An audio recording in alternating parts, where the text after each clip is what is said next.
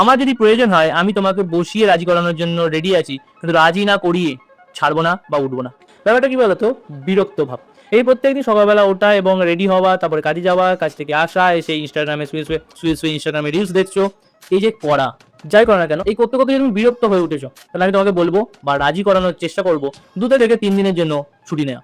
2 থেকে 3 দিনের জন্য কেন বলছি, এর থেকে বেশি হলে আলসি বা আলস লাগতে পারে। যতটা দূরে যাওয়া যেতে পারে আর যতটা বাজেটের মধ্যে যাওয়া যেতে পারে, বা হতে পারে ঘরেই বসে থাকা। কিন্তু তা বলে যে মানুষের সাথে তুমি কথা বলবে বেশি বা ফোন বেশি দেখবে এমনও নয়।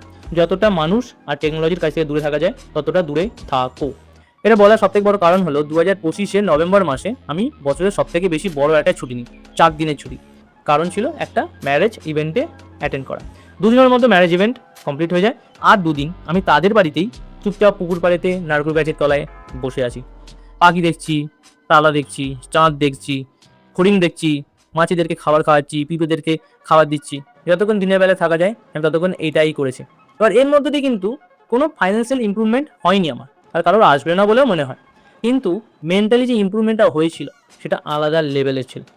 তারপরে যেই সকল বিষয়গুলো খুব কঠিন কঠিন ছিল ভাবার জন্য, সেগুলো খুব সহজে ভাবা যাচ্ছিল। বলে না মাইন্ডফুলনেস, কামনেস, সেরকম খুব সহজেই আমি অনেক বিষয়গুলোকে সমাধান করে উঠছিলাম। যে বিষয়গুলো ভাবার জন্য অনেক মাথার মধ্যে চাপ দিতে হতো, সেই জিনিসগুলো কিন্তু খুব সহজেই ভাবা যাচ্ছিল।